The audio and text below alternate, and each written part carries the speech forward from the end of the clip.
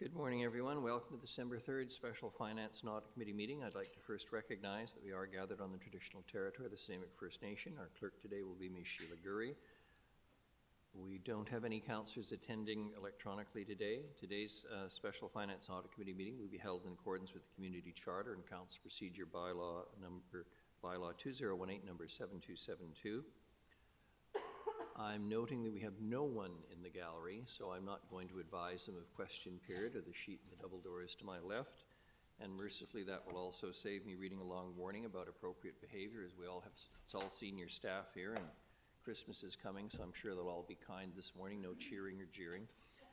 The first item on the agenda is the introduction of late items. Ms. Gurry, we do have one. Yes, thank you, Your Worship, and good morning.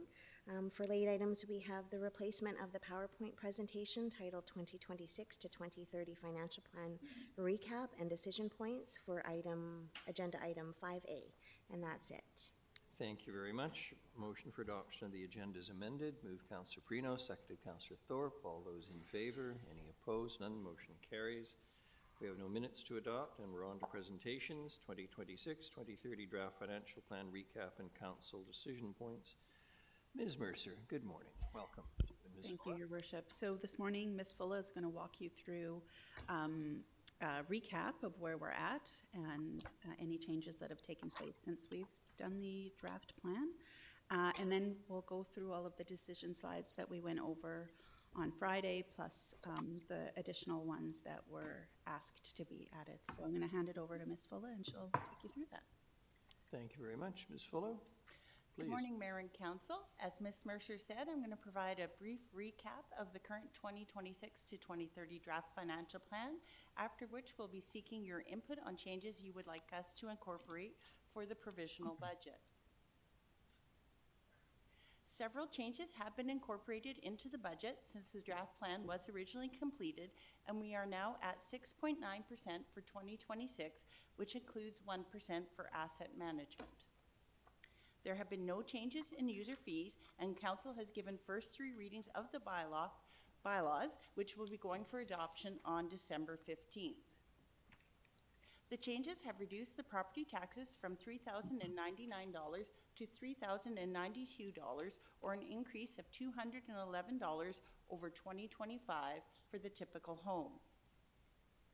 The recent changes to the draft financial plan resulted in an overall decrease of $316,000, which represents a 0.19% decrease and consists of the removal of the grant to the Nanaimo Systems Planning Organization, adjustments to wages and benefits, and other changes, which consists of a decrease in taxes in lieu of just over $94,000. Under the Local Government Act, BC utility companies pay 1% of revenues from the preceding year for revenue earned in our area. We also received 2 additional supplements from BC Assessment, which had an impact on the tax base. In addition to changes that impacted property taxes, several other adjustments have been incorporated that don't affect property taxes. This includes the addition of the 2026 project contingency approved at the October Finance and Audit Committee meeting, revisions to the budget for the timing and scope of the RDN Force Main project, and the addition of 3 projects contingent on a successful active school travel grant application. The consent items that you approved on Monday from Nanaimo's Finance and Audit Committee meeting will be incorporated before we come back on December 15th, as well as the items from Friday's Special Finance and Audit meeting and the Finance and Audit, any recommendations that come out of today, once, of course, they go for consent and approval by Council. There are a number of items that will be updated prior to the presentation of the final budget for your consideration in the spring. This includes both growth and employment benefits, which we know will change from the numbers in the provisional budget. So we have a number of decision points for Council's consideration, and staff are available to provide additional information on each of the points as needed. For each decision point, a suggested motion has been provided. Starting off, we have 2 business cases that were prepared and are not currently in the financial plan. You have been given copies of the business cases, and they are available on the city's website for the public to have a look at. The first business case is for Luminous Pass Festival. Last winter, the city hosted Luminous Pass Nanaimo's 150 and Beyond. This free winter art festival animated Nanaimo's downtown during a typically quiet season and was the winner of the 2025 Creative City Impact Award for Culture Events from the Creative City Network of Canada. The recommended option is to add the annual winter festival with a budget of $86,000 increased annually with any sponsorship funding secured, reducing the overall cost to the city. For 2026, $12,500 in funding has been secured to date, so the estimated property tax impact is an increase of 0.05 in 2026 and 0.01 in 2027. And there would be the accompanying motion that would be required for that option. Option 2 is a smaller version of the annual event, and sponsorship funding would be used to increase the size of the scope rather than reduce the cost to the city. As I mentioned, $12,500 in funding has been secured for 2026, so that means the budget for 2026 would be $62,500. The estimated property tax impact is an increase of 0.03 in 2026. The third option is to host the Winter Festival every other year with an annual budget, with a budget of $86,000 adjusted for inflation, and again, any sponsorship funding would reduce the overall cost to the city. For 2026, as I mentioned, $12,500 in funding has been secured, so this would be an increase of 0.05% in 2026 and a decrease of 0.04 in 2027, because of course we would only budget for this every other year. And option 4 is status quo, adding no Winter Arts Festival to the budget. Council, for what it's worth, I'm going to jump in first, which is not my style normally. I give full credit to the staff for wrestling us down to below 7%. My personal view is that we should be doing nothing to increase expenditures whatsoever with respect to either of these options for that matter. So if no one makes an option, then the status quo will continue and there's no motion required. Councillor Eastmere. I do think that the Luminous Pass Festival brought a lot of good to the city last year.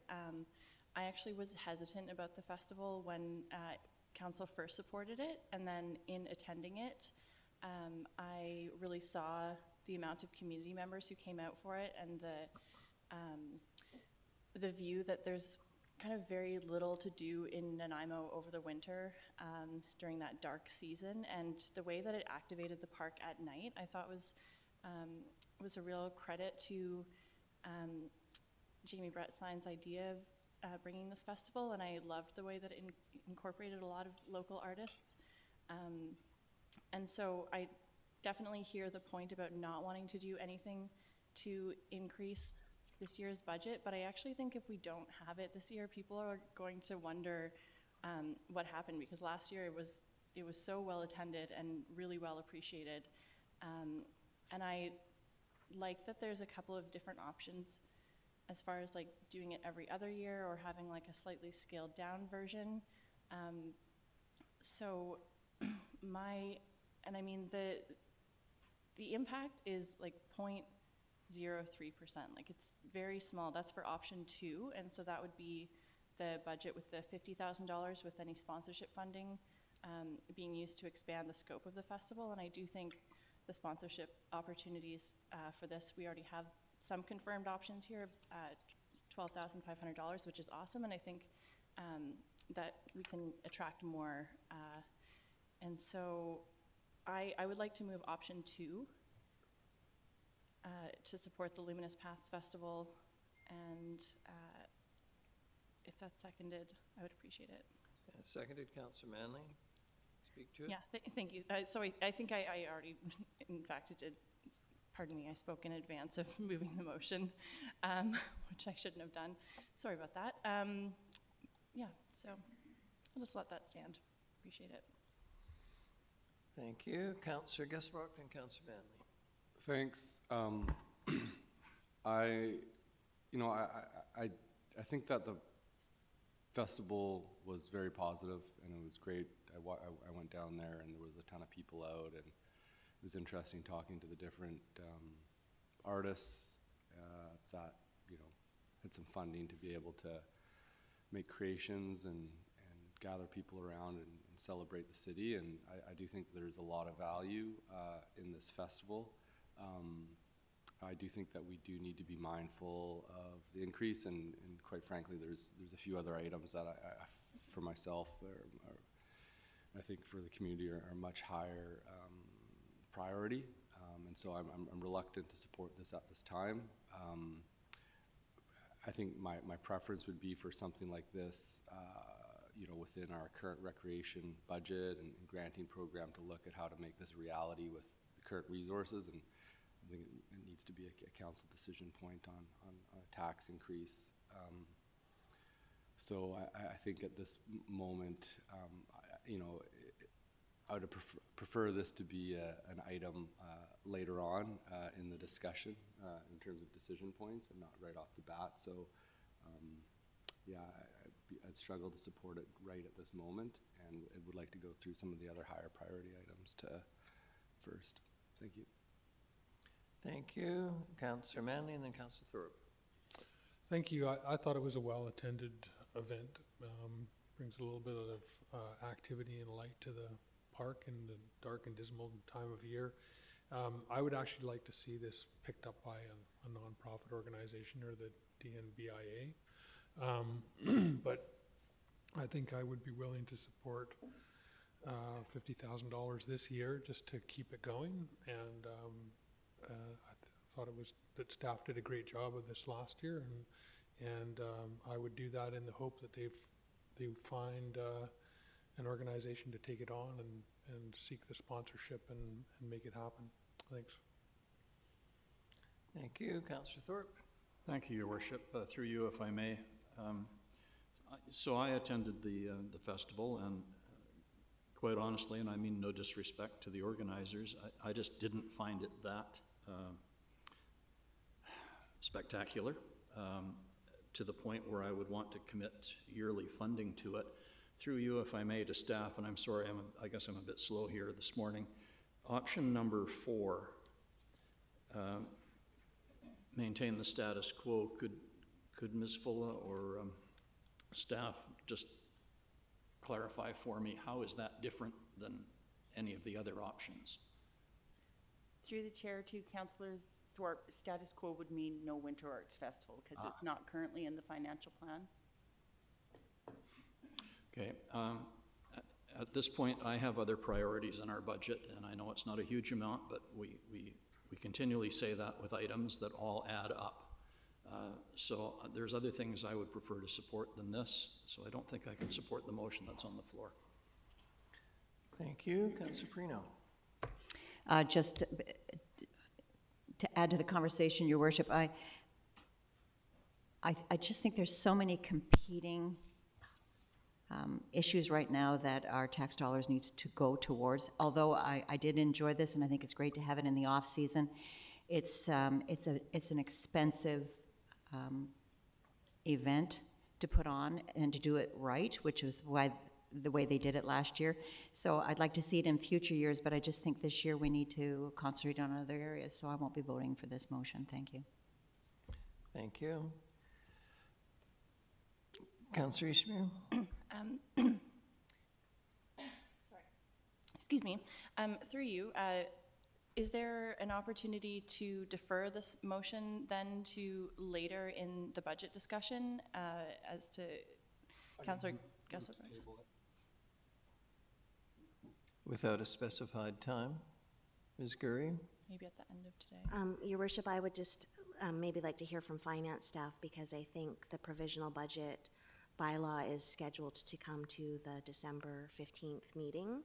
So but it could be a consideration for the spring possibly, but therefore the Luminous Paths discussion would maybe be over, but maybe finance can have some further notes to that. I think I'm really just saying, like, even just to the end of today, after we've had a discussion about some of the other decision points, I think that would be helpful, because we're looking at things that are going to, I think, bring the percentage down enough that that I believe we could support this. I think motion to table it basically lays it on the table, and then we can bring it back at any point within this meeting. Am I not correct? You are correct, Council Gusserbrock, but I didn't know it was today you were talking about bringing it off the I mean, I table. think I'll just lay it on the table, and then if somebody would like to bring it back to discuss it, just in a different order. I mean, am I correct that that's the motion to make to do that? You can make that motion to do that, yes. I move to table it. The seconder, Councillor Eastmere. All those in favor? Councillors Gesselbrock, Eastmere, and Manley, and those opposed? Mayor Krogh, Councillor Thorpe, Councillor Perino. Motion's defeated. We're back on the main motion. Do you wish to say something further, Councillor Eastmere?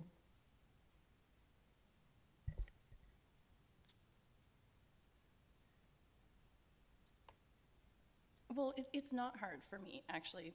I think supporting our arts community and activating the park and creating a safe space in the park at night during the winter, I thought was a really valuable thing. And what I liked about this festival was that it's not just like a one-day thing. It actually activates the park over the course of, I believe it's a month.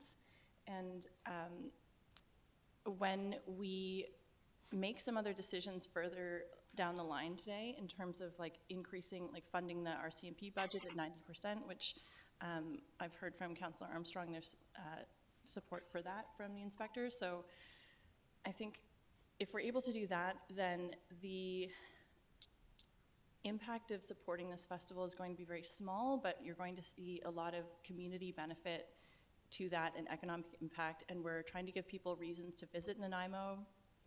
So this is supporting like Tourism Nanaimo's mandate. And I think it would be a real shame to lose the momentum we gained with creating this festival last year.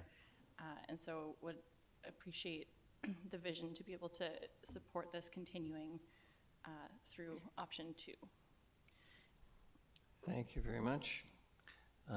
Everything we do is for the benefit of the city, citizens of Nanaimo and the city. It's just that we are at a stage in the budgeting process and in the economy where we are not turning this down in perpetuity. This can be brought back next year, improvements in the economy, the public mood generally, but at this stage, notwithstanding the joy that it brought to those people and illuminated the park, as Councillor Eastmere suggested, my personal view is, and it's not the best analogy, it's rather like asking for more decorations on the Christmas tree when we don't have an appropriate number of presents under the tree. This is very much for me a luxury in versus the necessities that we are covering off in a budget that's going to see a tax increase of 6.9% on average at a time when we have been deluged with people, particularly across the regional district, more so than within the city boundaries, complaining about taxes, the increased hospital tax for something which is a real necessity. So there are times to send out signals to the public, and I think this is one of those times when you say that we are prepared to consider very carefully. It's a smallish item, I agree, but as I say, I'm not prepared to support anything that increases the already estimated tax increase.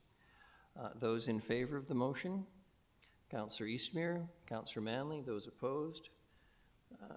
Councillor Gesselbrock, Mayor Krogh, Councillor Thorpe, Councillor Perino, motion is defeated. Thank you very much. On to the next, Ms. Fuller. Your Worship, can I just suggest, listening to the conversation and trying to balance all of these recommendations, maybe we just have Ms. Fuller go through all the options, and then we can come back and start looking for motions on each one. Would that be helpful? Yeah. Okay. Thank you.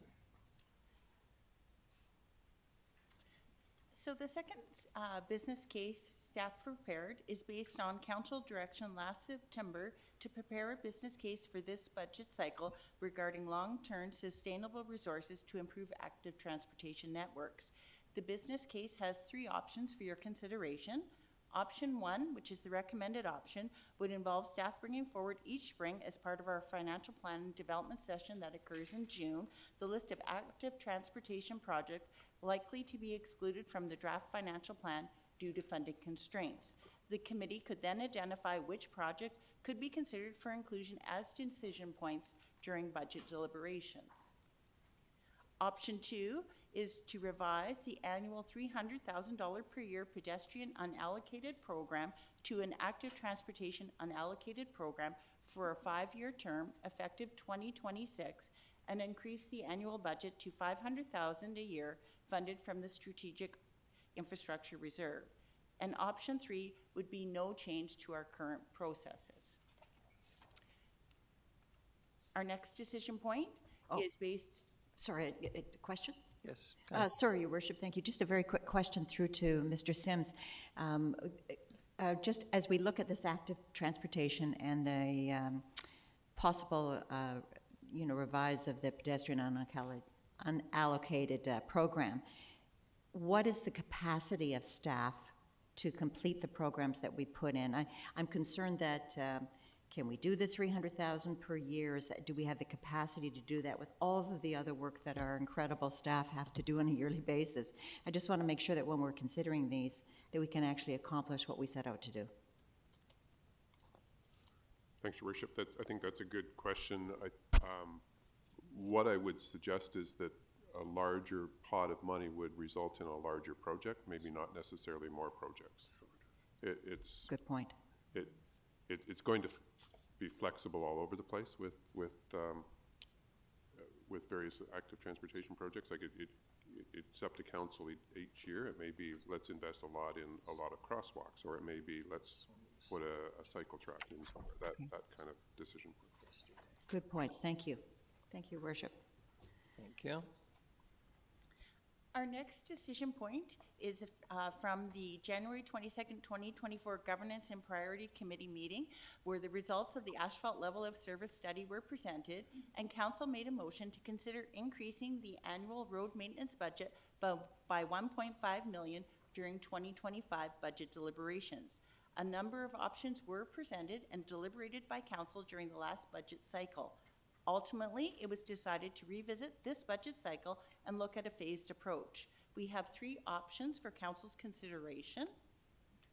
Option 1 will increase the road maintenance budget by $750,000 over 5 years at $150,000 per year, and this has an impact each year of the financial plan of approximately 0.09%.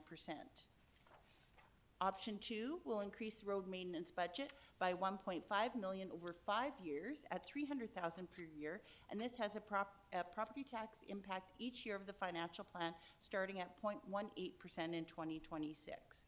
And option 3 would be no change to the road maintenance budget at this time, and staff would revisit as part of our budget development in 2027 based on the department's work plan. Our next decision point relates to the RCMP contract.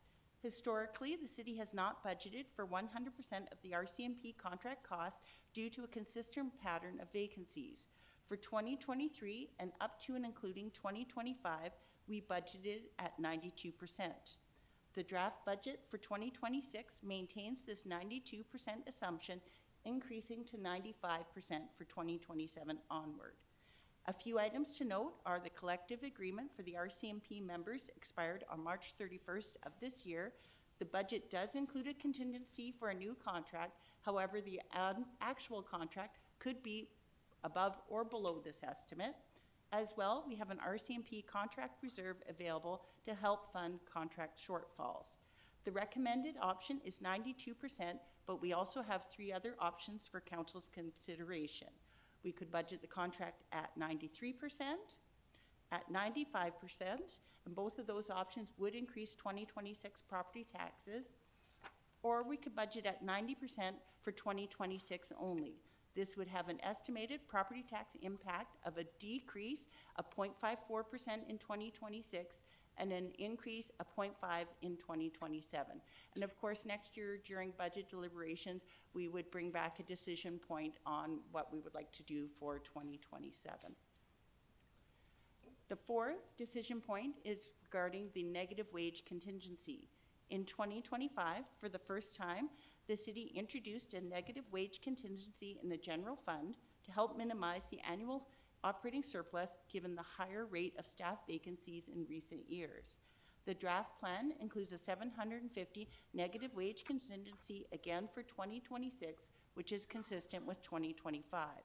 If council prefers a more conservative approach, we could reduce this to 500,000, or alternatively, we could eliminate the negative wage contingency. Decision point number 5 relates to the Health and Housing Action Plan implementation. For the implementation of the Health and Housing Action Plan, we have 3 options as outlined in the information report that was presented last Friday.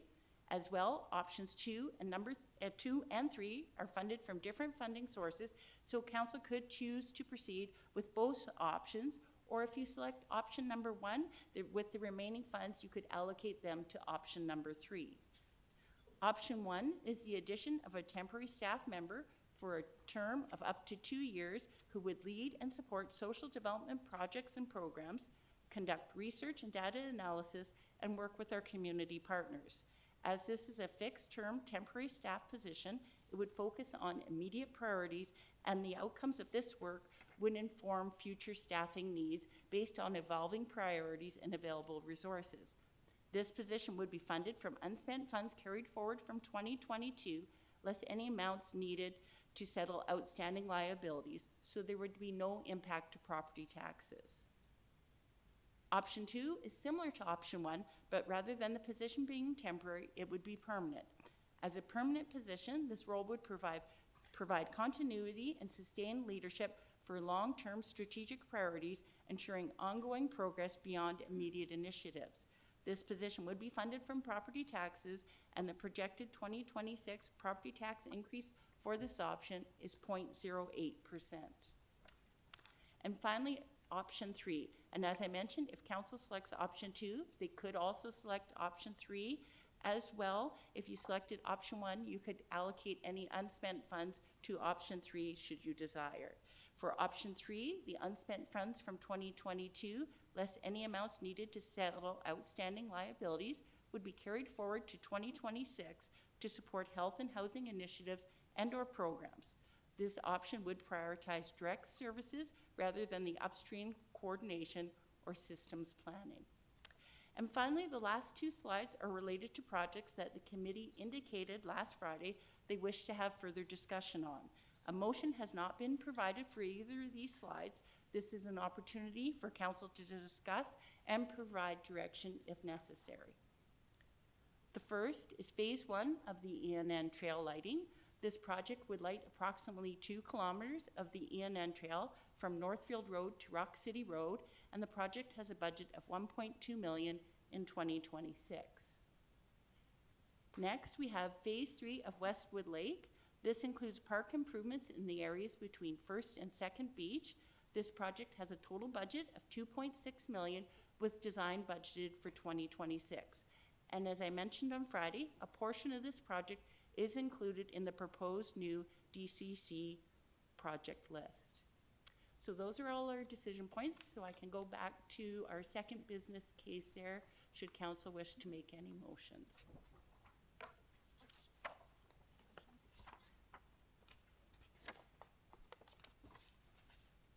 So the first one we're going back to is the increase to the road maintenance budget, where we had 3 options for council's consideration. Oh, sorry, I missed active transportation, sorry. My apologies. We have 3 motions, or 3 options on this one too. In your hands, council.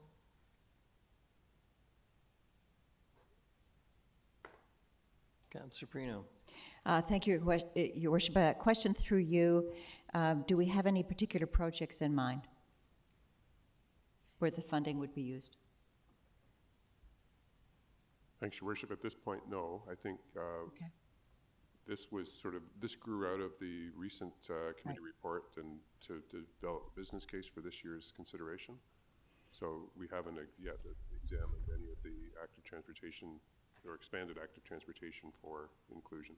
So there's no particular list that comes as the top priority that where the money would be used? At this time, not. No. Okay, thank you. Councilor Gesselbach. Thanks. I mean, I'm going to put a motion on the floor. Looking at numbers here, I mean, probably going to have to revisit it, but I'd like to move that, I'm just trying to get the motion up here. It's modified number 2.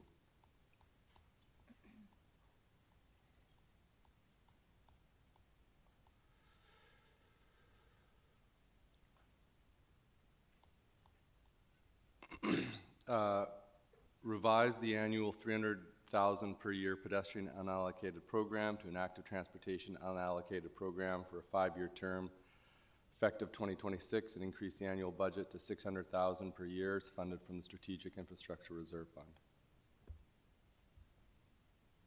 Seconded, Councillor Manley. Can we get some wording up on the screen?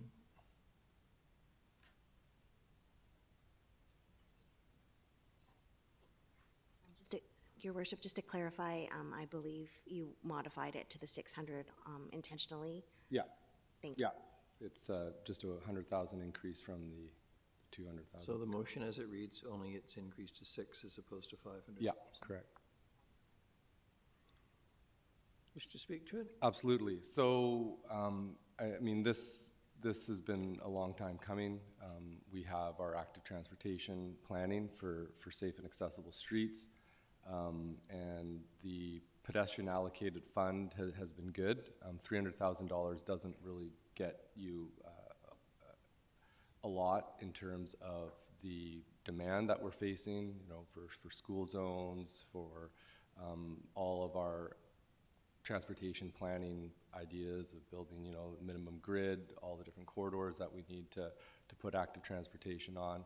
And without annual funding towards this, basically, it's difficult to build the capacity within our staff and the practices to consistently execute on build-outs. And so, you know, we've made great advances, but it's been fragmented, and I think that with consistent funding, we can really increase our effectiveness and efficiency in how we do things. And so, yeah, given the amount of demand from the community for this, and it being a central aspect in a lot of our planning and city plan, I think that having $600,000 yearly allocated is reasonable.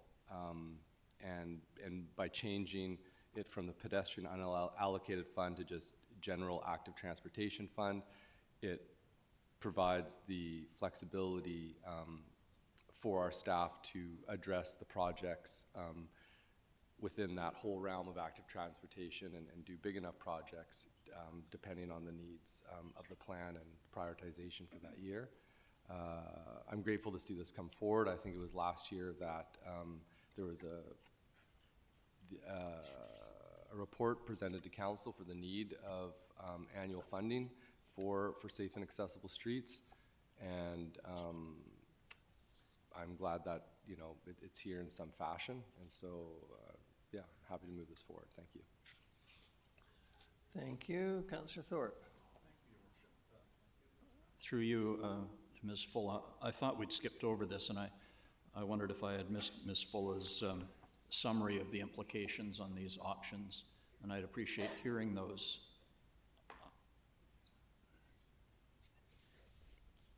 For this particular decision slide, for option 1, if you selected, we would just bring the projects that are at risk of being excluded because of funding constraints. They would come as decision points if you so directed us, and they would be part of budget deliberations each fall. And then we'd have potentially a variety of funding sources for you. Some of the funding sources would be that if you wanted, you could do a one-time increase to project funding to fund a project.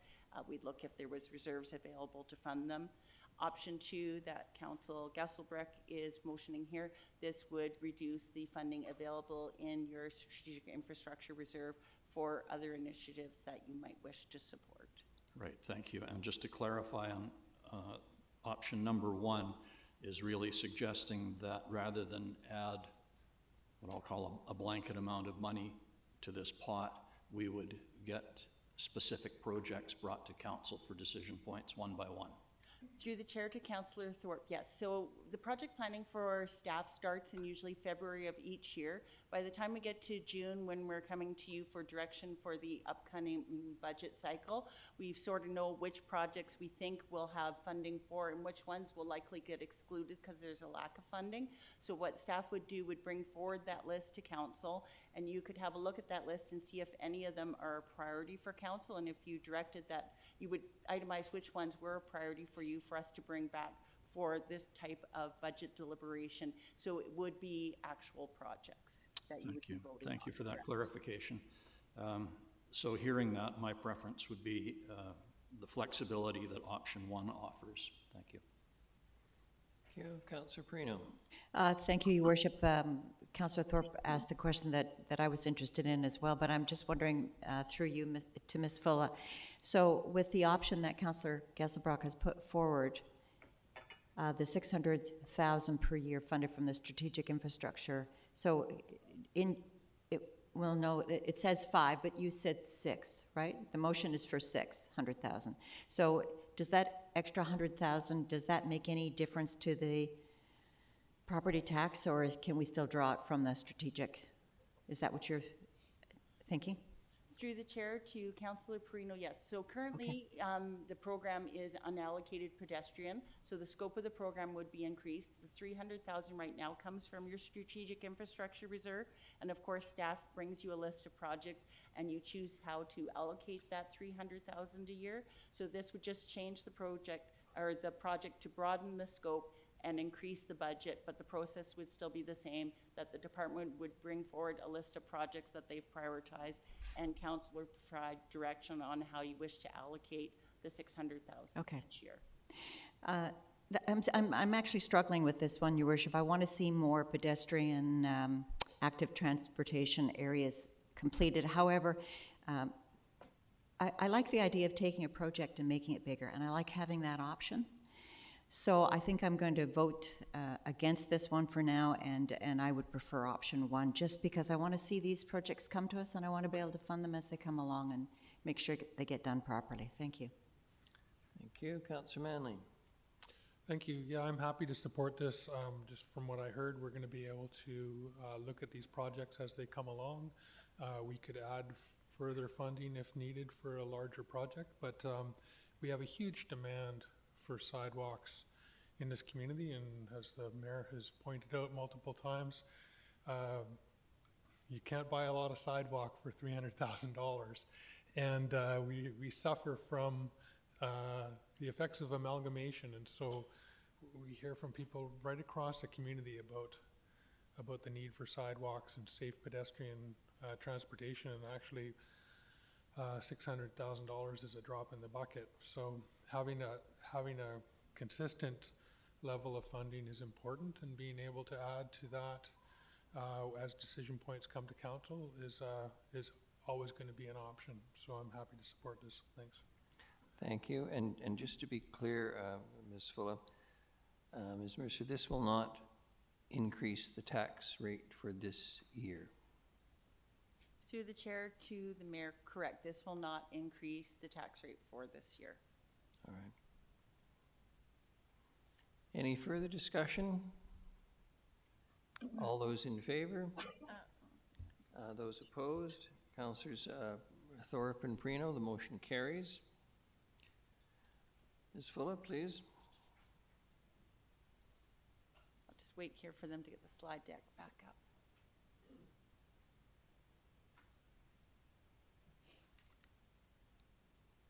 So that moves us to our second decision point, which was the road maintenance budget, where we had 3 options, 2 which involved increasing the operating budget and would have a property tax impact in 2026. And the third option would be that staff would look at their budget when they develop the next financial plan and would adjust their 2027 budget based on their work plan. So no change to the 2026 budget. Councillor Eastmere and then Councillor Manley. Sorry, that was a holdover from wanting to speak on active transportation. So. Sorry. Got to be quick this morning. Councillor Manley. Thank you. I have a couple of questions for staff. One, what is our total budget for road maintenance currently? Worship, I'll just ask Mr. Thompson to come forward on this one, because just to make sure things are accurate here. Thanks. Okay.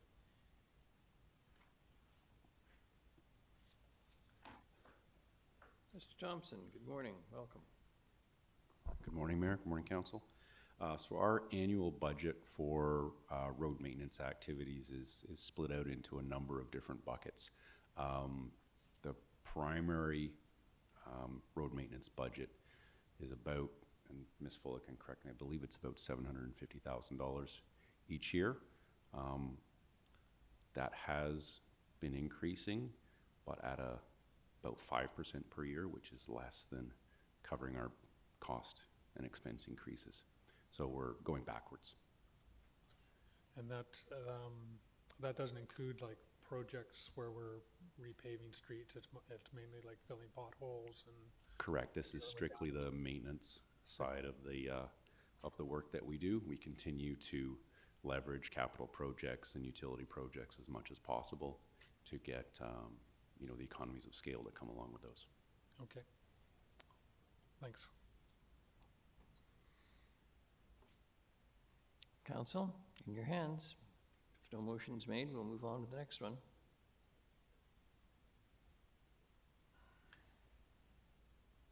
Ms. Fuller? Oh, sorry, Your Worship. Sorry, Councillor Fuller. Well, thanks, Your Worship. Seeing nobody else wishing to speak to this,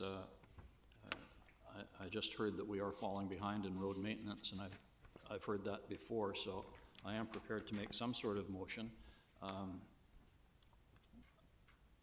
And I see the two options call for different amounts phased in over 5 years. I think if we're going to keep up with our road maintenance for not only vehicles but buses, we need to not further fall behind. So I'll recommend or move the recommended option, which is number 2, I suppose. An increase of $750,000 phased in over 5 years. If there's a seconder. That's option 1. That's option Sorry. 1. Yeah. And seconded, Councillor Perino. Discussion, please. No, I think it's pretty self-explanatory, Your Worship. This is pretty crucial to our infrastructure system, and we are falling behind, as we've heard. So I think it would be not very responsible to not keep up with this particular maintenance budget. It's maintaining infrastructure. So, thank you. Councillor Gesselbrock. Thanks. Yeah, just a question of staff. Was this a similar decision point and slide brought forward last year as well around this? Great. Yeah, no, I appreciate the consideration to this, and I remember seeing the slides about how much maintenance you put in, and if you don't keep up, you can, the road quality slowly decreases. And but what I was struck by was like how high our road quality is. I mean, you can just drive through Lansville to see the difference, and I don't ever hear any complaints around our road maintenance and road quality ever. I hear it about many other stuff, but in terms of potholes and the quality of our roads, I think that I've never received one, and I think this is something that we can address at a later date. Thank you. Thank you. Any further discussion? Councillor Eastmere? Yeah, okay. All right, all those in favor? And those, Councillors Eastmere, Thorpe, Perino, and those opposed, Councillors Kesselbrock, Mayor Krogh, Councillor Manley, motion's defeated. Onwards. Our next decision slide relates to the RCMP contract. So currently we are budgeted at 92% of the contract for 2026. There's 2 options: to increase the percentage of the contract that we're budgeted for, or there is also an option to reduce it to 90% of the contract. Thank you very much. Councillor Eastmere? Thank you. I would like to move the 90% option. This is something I've discussed with Councillor Armstrong, who couldn't be here today, but she did ask me to bring this motion forward, and she said that she did a bit of legwork, and I appreciate Mr. Rashad being here to speak to it. But is this, can I maybe through sorry. Okay, I'll move option 4. Councillor Prino seconds. Thank you. Okay, and if, through you, I could ask if this is acceptable given our current RCMP staffing situation? Yeah, through the chair to council members, Marie, you're right. So I had a conversation, and if you look at our history of vacancies, we're below 90% historically, so it's not a concern of ours at this point. Thank you. So given that, I think that this is something that I can support today. Thank you. Councillor Prino.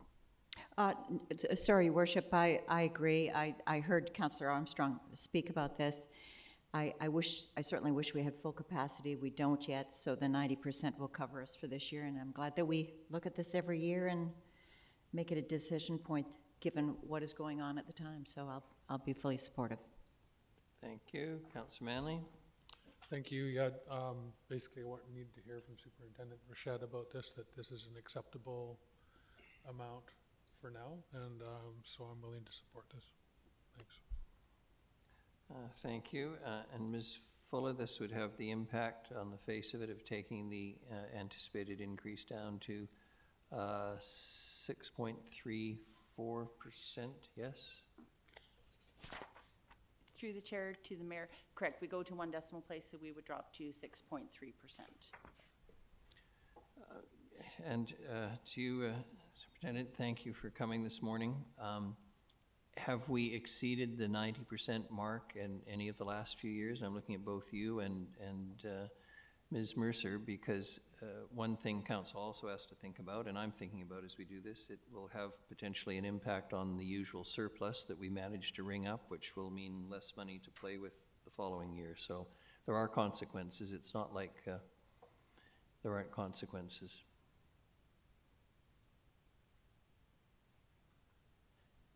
To the mayor. So going back to 2015, we have budgeted everywhere from 92% of the contract to 96% of the contract.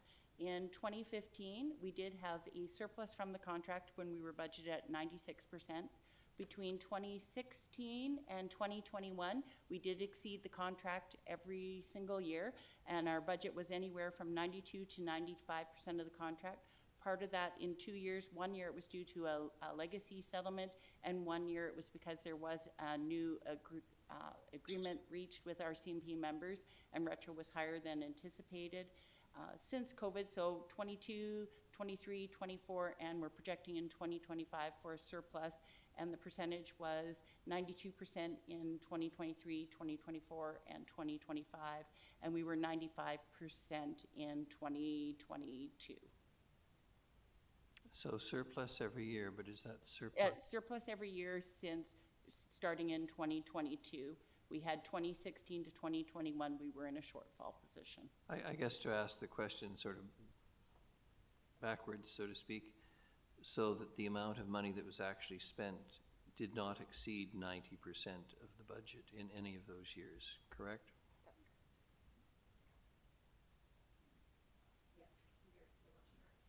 You are correct.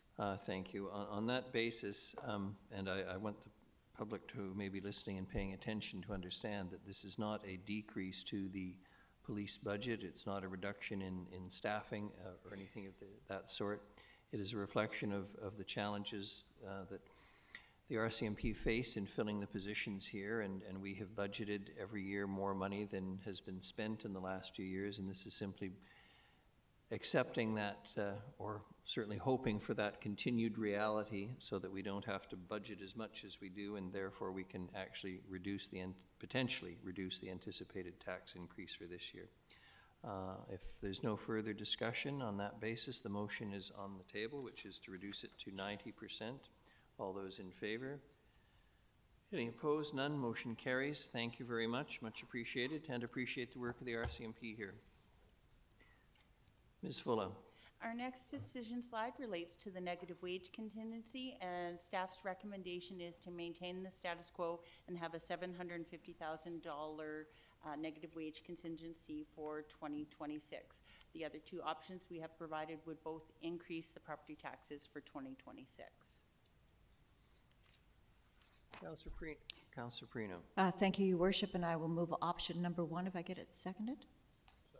Second. Actually, there's no motion actually required to it as I'm now reading it, but yeah, just to keep it as the status quo is good. Yes. If you want to take the motion off, you're welcome Thank you, to. I will. Anyone wish to speak to the possibility of option 2? Seeing none, Mr. Van Horn, we don't even have to hear from you. Nothing's going to happen. Thank you. Our next decision slide relates to the Health and Housing Action Plan implementation based on the information report you received last Friday. And we have 3 options for you. Option 1 is a temporary staffing position for up to 2 years and would have no impact on property taxes. Option 2 is a permanent position, which would have an impact to 2026 property taxes. And option 3 is using the funding for programs and initiatives, and this would also have no impact to property taxes as it would be funded from the carry forward. And as I mentioned, there is the ability to actually do more than one option depending on which options you choose, as we do have different funding sources available. So just to be clear, no impact on the budget for this year? To the Mayor, if you picked option 1, the temporary staffing position, there would be no impact to 2026 property taxes. We would use unspent funds from 2022 that we've been carrying forward, and that would fund that position in 2026 and 2027. So that includes option 2 as well then, correct? Maybe I'm misreading. No, option 2, it's a permanent staffing position, so there's no time limit to the position, so it would be funded from property taxes, because permanent positions, we always recommend you fund from property taxes, otherwise you're just pushing the property tax increase into a future year. Thank you. I'll let Councillor Gesselbrock ask his question, then I have a question about. Oh, I was going to move a motion. Pardon? Move the. Okay, I'd like to move a modified option 2 and 3. Basically, I'd like to move that we recommend a temporary full-time, I'd like to move that we recommend a permanent full-time staff position with the funds from the Health and Housing Task, with the SBO carry forward to offset taxes in the first 2 years. Seconder, Councillor Manley. Ms. Fuller, comments on that? If I could speak to it for. If I just may, that motion works in terms of the rules, if you will? So we could look at a couple different kind of tweaks to that motion. So you could do it for 2 years, or you could do it till the funding of the carry forward funding runs out, because the carry forward funding, depending on our outstanding liabilities, which are unknown at this time, you could motion that we use the carry forward funding until it runs out, and then it would become a property tax increase. But just a reminder, that does mean you will be increasing property taxes in a future year with that motion. Yeah. If I can speak to it. So basically, the Health and Housing Action Plan was set for the goal of better coordinating the city's end of our homelessness response, providing system-level coordination, and also to advocate and do our end of expanding the housing spectrum from shelters, supportive housing, all the way through, basically for the goal to reduce homelessness. This is critical as the city is a fundamental player and holds the ultimate responsibility on a lot of our homelessness issues. Not responsibility for housing, but when we don't have people housed, it's the city that has to come in with our community safety officers, fire, RCMP, and public cleanup and public safety. And we really need to hold the province to account and coordinate alignment to get the resources that we need for our community. Now, recently we have chosen to stop the systems planning organization, which we set up to support that function, which is left a gap, and we stopped it because there was a sense that it was not achieving the objectives that we needed it to achieve. Those objectives are still looming very strongly in the community. Our homelessness has gone up continually by about 20% every time we do a count, and now we're down with less resources. And working with the SBO and more closely with the homelessness providers, I saw firsthand how hard our staff was working to fill that systems coordination role and also respond to continual issues, failures within our community around homeless shelters, having to get those set up, working to try to get the hub secured, dealing with encampments. And we're very lucky for the staff that we have, and they've done a tremendous job, and I think building trust in the community around our homelessness response. But I do see how incredibly overworked they are. This was before the systems planning organization. We chose to shut it down. Now, that gap still exists. And there's been some positive developments in terms of the degree that BC Housing has come to the table. And this alignment project, which is really doing some of the systems planning work that has been, and around coordinated access that has been missing. For that to be successful, it takes a long-term commitment from the city to make that alignment happen. And I feel that we are dramatically understaffed to support this area, even with our previous responsibilities, and fear that if we do not properly resource it, we will lose staff that have already made an impact. And I am very cognizant about wanting to keep the tax increase as low as possible, and I think that the solution put forward does achieve that in the next couple of years. This is a long-term issue that we're facing in the community, and one that's systemic and is going to take long-term effort. And still to this day, I do not have a list of priorities that this community needs in terms of our housing spectrum and services that I can consistently advocate to the provincial government for the more resources. And we've been advocating, but it is fragmented, and I think that we could be doing a better job as a community holding the province to account for what we want. And I think part of that is sending the signal that we're committed to make this happen. And I think a temporary position, and it was outlined in the staff report, doesn't allow for the continuity of relationships that a person in this position needs to have. And it doesn't allow for the investment in that long-term planning and organization that we need. And so I think that this allows us to have the proper resourcing that we need to better get the resources from the province and do more than just put out the fires in our community. So yeah, I hope there's support for this and that we can carry on with actioning the Health and Housing Action Plan that does require a lot of attention. Thank you.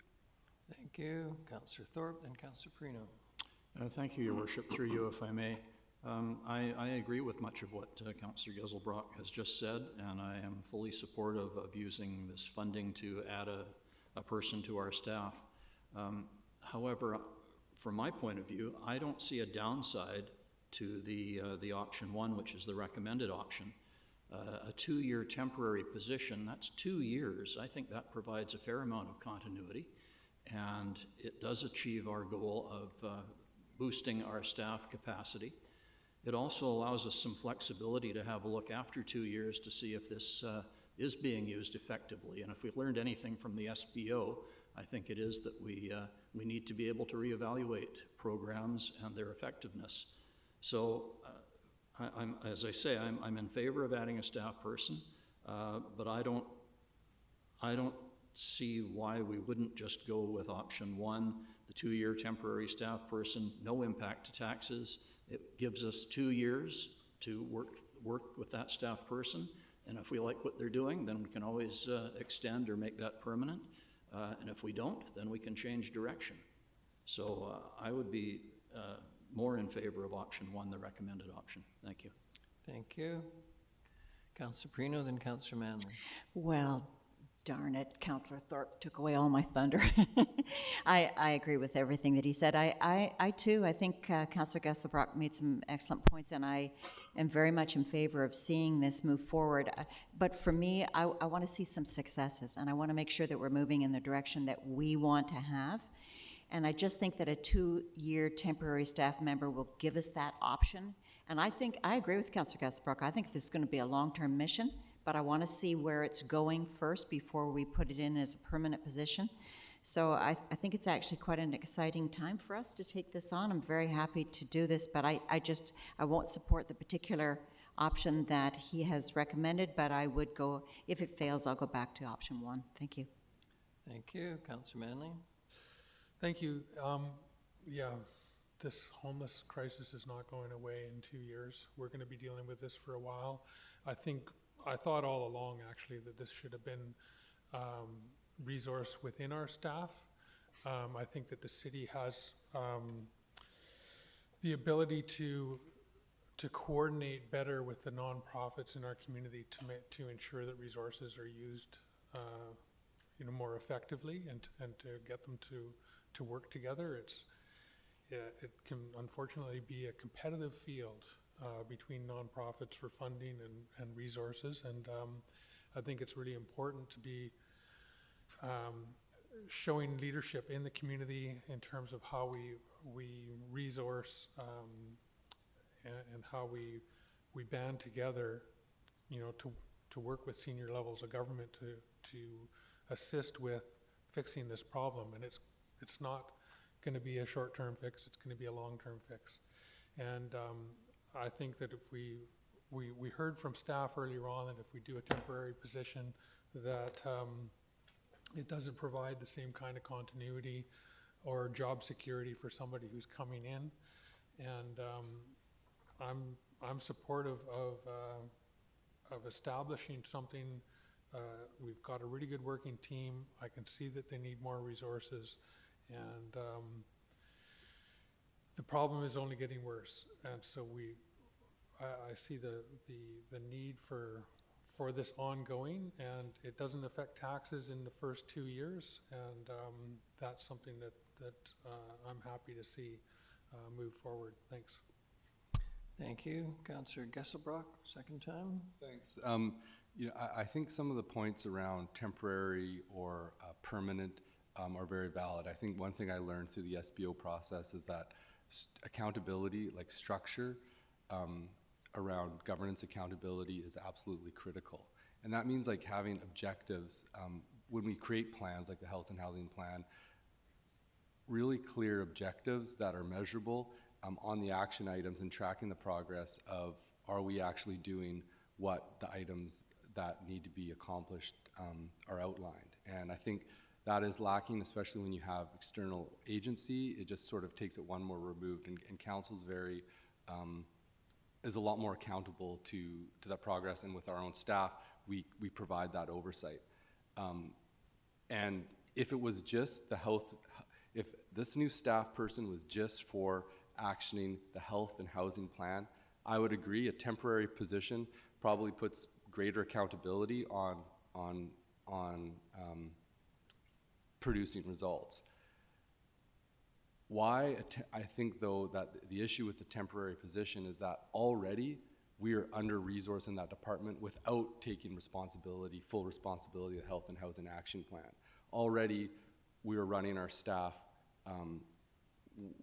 in that area much harder than is sustainable, and so I think there's already a need for another full-time position in that realm just to keep on top of the tidal wave of work, let alone the Health and Housing Plan.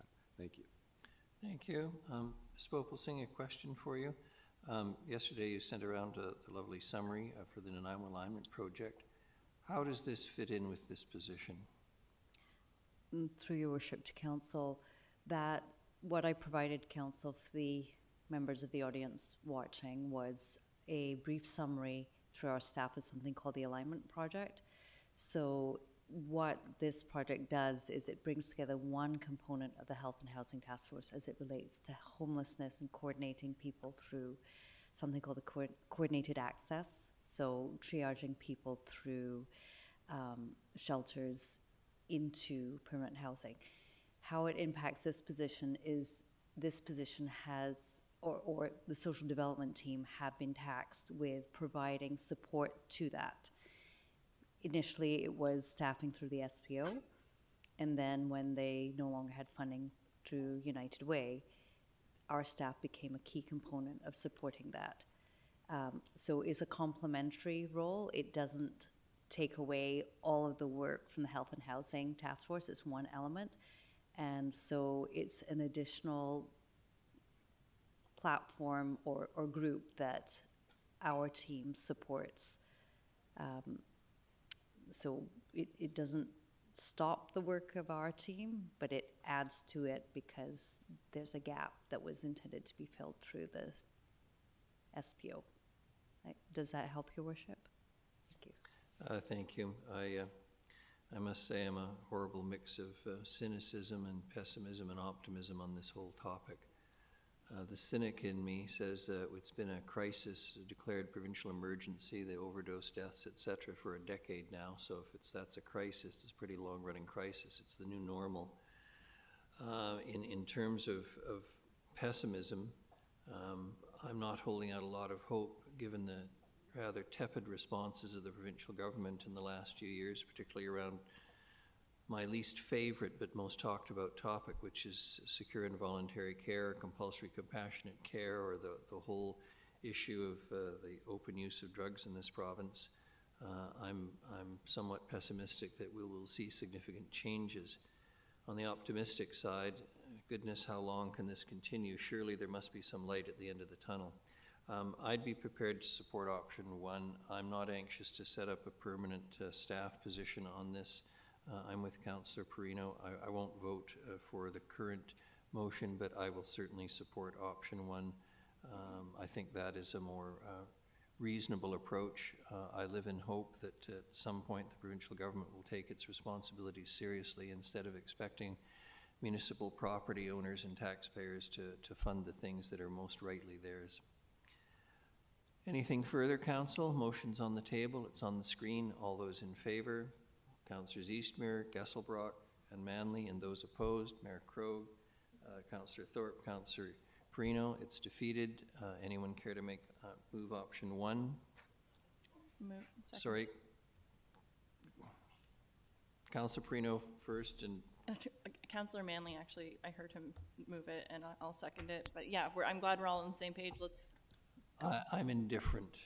Oh, okay. Well. Record it any way you want, Ms. Gurry. Councillor Manley moves. Councillor Eastmere seconds. Councillor Eastmere, you wish to speak to it, or Councillor Manley? I think a lot's been said on this. I'm glad we can fund it. I would prefer to have given it the permanency, but in absence of that, I think this is our best option to move forward with this. Thank you. Councillor Perino? Your Worship, I think it's important that, I think, we all agree with so much of what you said, Councillor Gesselbrock, but a 2-year temporary staff position will help us to guide us. And that's what I'm looking for, is guidance on how to move forward. And I really, really feel that this would be an exciting job to have. Honest to goodness, it would be, because it's an open book of things that need to be done, opportunities for where it might go. I think it can be a very exciting position, and I think you'll find lots of people will be interested in moving towards it. I don't see it as a negative at all, and then we can reassess it at that point. And I'm like you, I'm pessimistic, Your Worship, but I'm also optimistic that there has to be some change, and hopefully we'll find it in this, and we've got great staff, and so I'm looking forward to seeing where this goes. Thank you. Any further discussion on the motion, which is option one? Seeing none, all those in favor? Councillors Eastmere, Mayor Krogh, Councillor Thorpe, Councillor Perino, Councillor Manley, opposed, Councillor Gesselbrock, motion carries. Thank you very much. Ms. Fuller, please. So with the selection of option one, there is a potential that there's still some carry forward funding available. So council could make option three We could allow the remaining funding to go to surplus. The other alternative is we could carry forward that any leftover funding, and staff could return with a report in the new year with some options for that funding. So wasn't sure if council wanted to provide some direction, because right now the 2-year position, depending on what our unknown liabilities are, there may be some money available. Yes? Sorry, Councillor Manley's on there first, but we'll let you ask your question first before, I suspect he's going to make a motion. Oh, no, that's fine. I just, to Ms. Fuller, through you, your worship, I'm just, so what you're saying is that with this option for the 2-year temporary position, we have enough funding to cover that off, as well as some extra funding for other possible initiatives towards the health and, is that right? Am I hearing that right? Through the chair to Councillor Perino, correct, because it's just over, I believe, 471,000 Okay. we have available. The Okay. 2-year position is, of course, less than that. We do have that unknown potential liabilities, but there would be some additional funding left over. The other thing we could do is, at the end of the year, any additional funding left over, we could move to your housing legacy reserve, and you could use it in the future for property acquisitions. Or, as I said, we could carry it forward, and Ms. Bullpulsing's department could bring forward a report in the new year with some options for council to consider, or we could just let it go to surplus. Okay, thank you very much. I'll let Councillor Manley have the honor. We know there's a pie in the fridge, we're just not sure how many slices will be left. Councillor Manley. Actually, I wasn't going to move any option. I think we should just let the money sit right now. We're going to be closing the hub in March. There's going to be other things that we're going to need to be dealing with, and these funds, I think I'd prefer to wait and hear what staff have to say at a later date. Good point. To determine what we do with it. Thanks. I'd be happy with that. Councillor Perino? No, I'm good. I'm good. Thank you. Councillor Gesselbrock? Thanks. I mean, there is a unlimited list of things that this funding could be used towards to move forward, addressing homelessness. I think we can sit on and not do anything, and then eventually we're going to have to make a decision on it, so it can be later now. I would be happy to move the motion to allocate it. Yeah, I mean, I think it's the same as. Like, is there really any difference from not doing anything now with it or allocating it? To the committee, based on the discussion we're hearing, probably what I'd recommend is staff will take your direction. It sounds like you would like us to just carry forward the funding, and staff can come back with a report in the new year with some options, and at that time we'll have a better understanding of any outstanding liabilities that we had to settle, and we'll have a firmer number for you, and Ms. Bullpulsing's department can bring a report forward with options, including the Housing Legacy Reserve, putting it into the Special Initiative Reserve, earmarking it for health and housing programs or initiatives. But at this point, we'll make sure it doesn't go to surplus and that we earmark it so you have some control over future decisions with that money.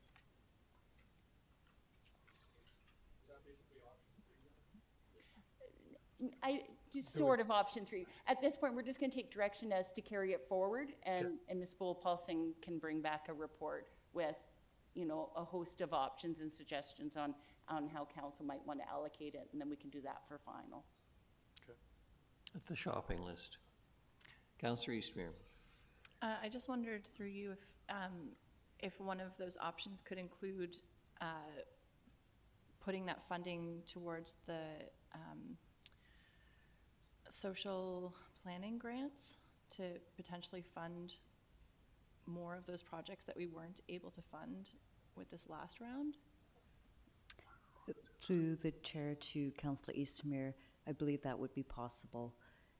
We can include that in the range of options in the new year once we know more information.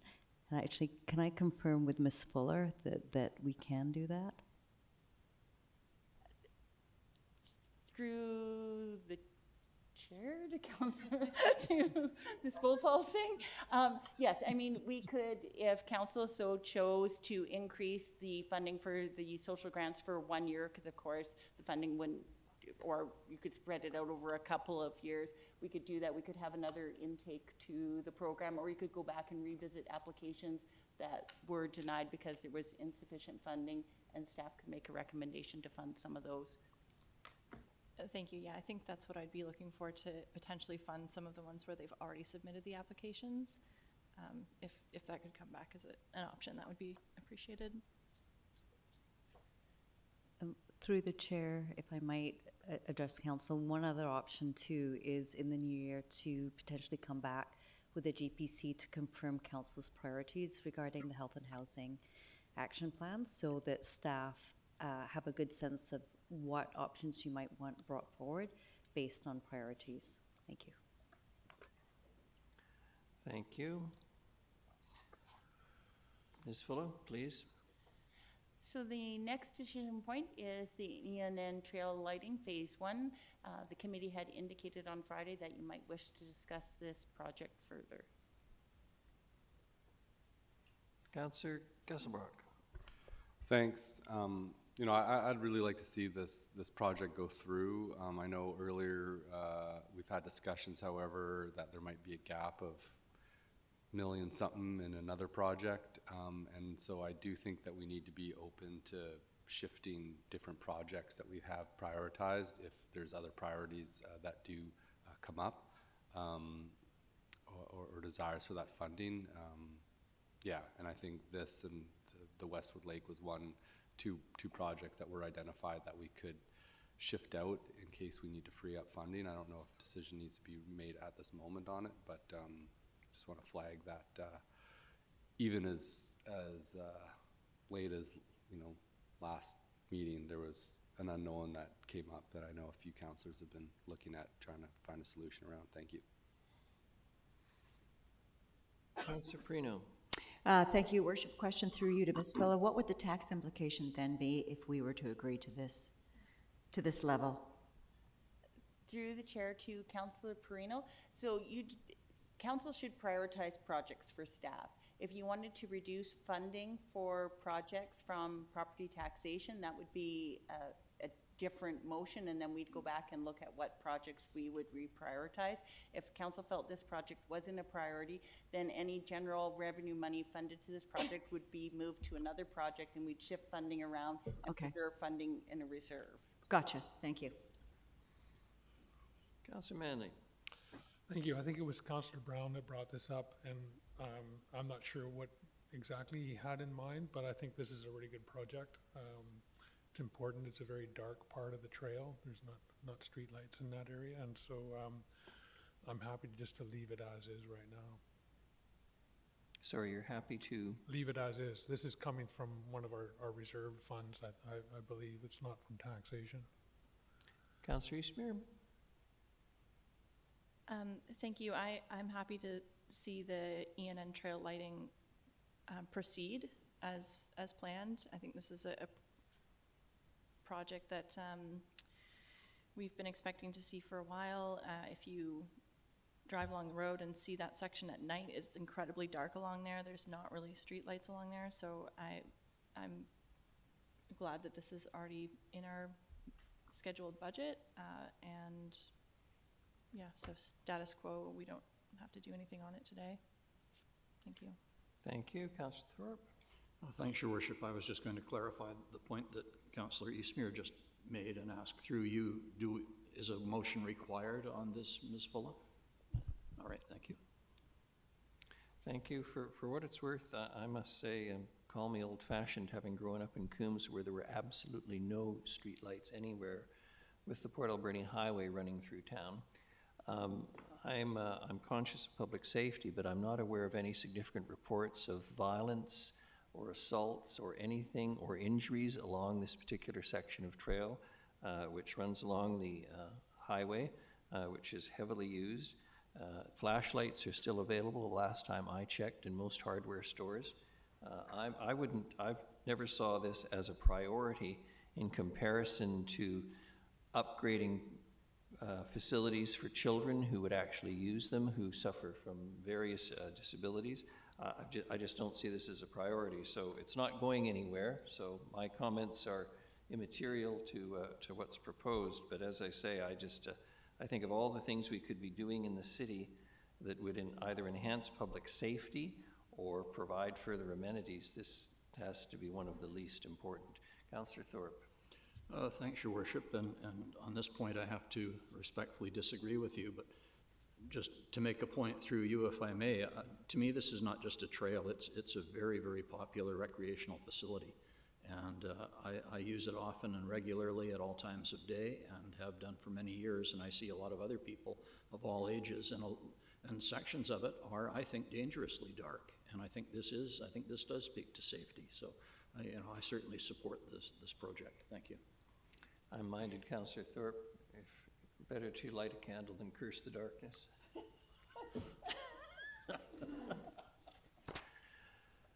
Ms. Fuller. And the last slide we have today is Westwood Lake Phase 3. The committee had indicated you might wish to have further discussion on this project. And this is one that I had brought up, and now looking at the numbers, like, it's not a lot this is all coming from DCCs and strategic reserves, so it's not taxation. I thought, that this would be one we could maybe move some things around on, but we're not spending a lot of money on it in 2026. I think that's the early planning stage. I love Westwood Lake Park. I think the changes that we've made are fantastic, and really want to see the project continue on, so I'm happy just to let this one carry on as is. Thank you, Councillor Gessebrock, then Councillor Perino. Thanks. Just a question to staff. Do we have a few more stop gates to be able to look at these projects? Like, I am mindful that there has been a few emerging things that have come up that we can only do so many projects in the budget year, that we might have to shift the timing on a few things to be able to make it all work. Can we revisit, guess next Monday is another opportunity that we could bring this back up. And after next Monday, when is the end date to look at the lighting or the Westwood Lake Phase 3? Through the chair to Council Gessebrock. So once you approve the provisional budget, then staff can start proceeding and work on projects. So unless we were directed not to start work on a project, staff could potentially, depending on their work plan and when it's scheduled in the 2026 year, they may begin work. Of course, you will have opportunities up until we approve final budget to make changes to the financial plan, including the project plan. You just need to be cognizant that potentially there's already shovels in the ground or money spent on design on a project. Not to say you still couldn't cancel it, but you'd have to look at the implications of that if we've tendered a project or undertaken other work. Mm-hmm. And with this particular project, do we have the detailed design plan of it already established? Through the chair to Council Gessebrock, you'll see in 2026 just under 200,000, and that's intended for the design. Okay. Thank you.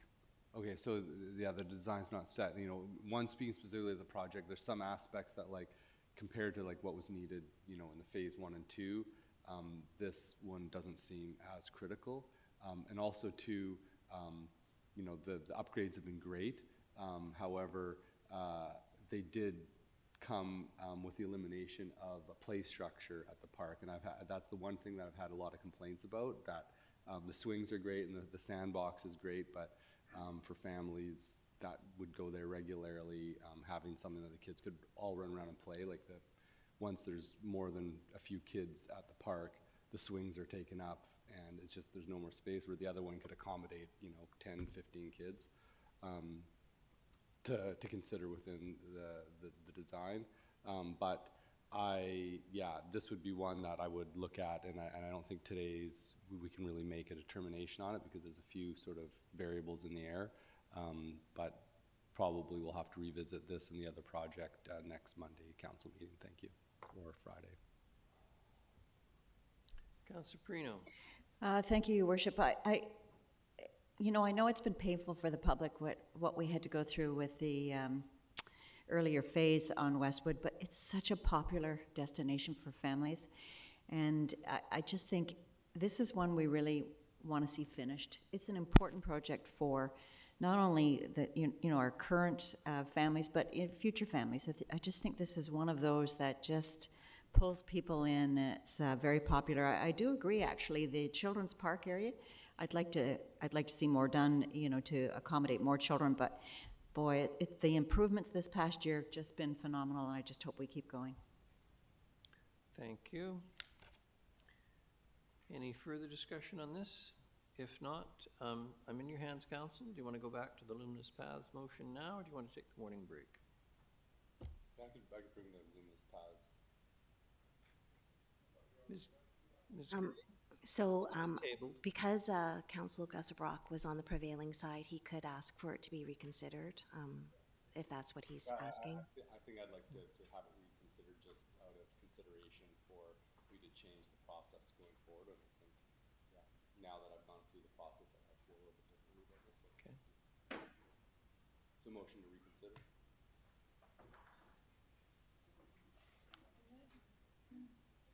Is someone seconding? Councillor Eastmere?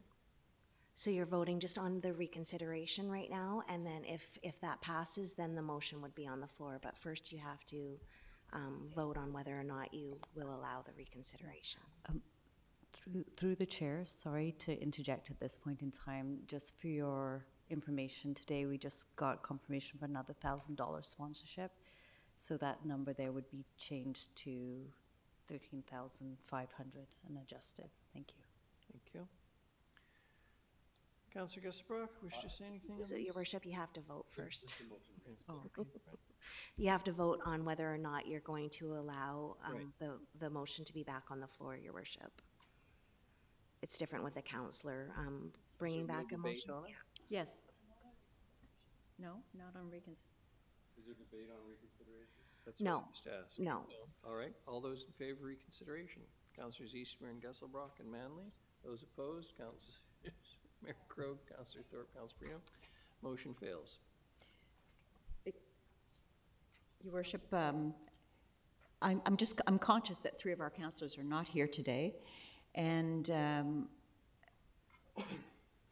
This will all come back up at the yes, council. yes, I'm just, my question, yeah, you just answered my question. So if you want to bring it forward, you can bring it forward with the others to be here, is that correct? Even though it has just gone through a motion of reconsideration, can we reconsider again? So Ms. Scurry can speak to this better, but it will not appear as a consent item because there's no motion. However, there will be the ability at your next meeting if somebody wanted to bring back a new motion or someone who's not present. Just further to Mr. Lindsay, he's correct. It can't be reconsidered again, Councillor Perino. However, the councillors that are absent could decide that they would like to discuss this at a council meeting. It's not a reconsideration, it's a different meeting type, and anything can be brought to the council table, so it could be brought to the council table by a member of council. Councillor Gusselbrock.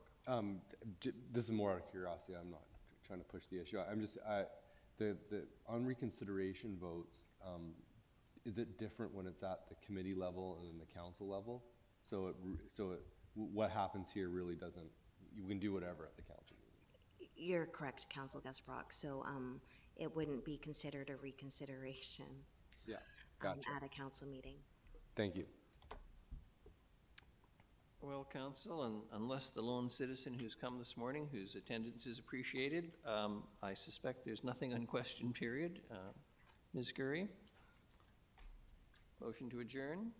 Moved Councillor Prino, seconded Councillor Eastmere. All those in favor? Any opposed? None. Motion carries. Thank you.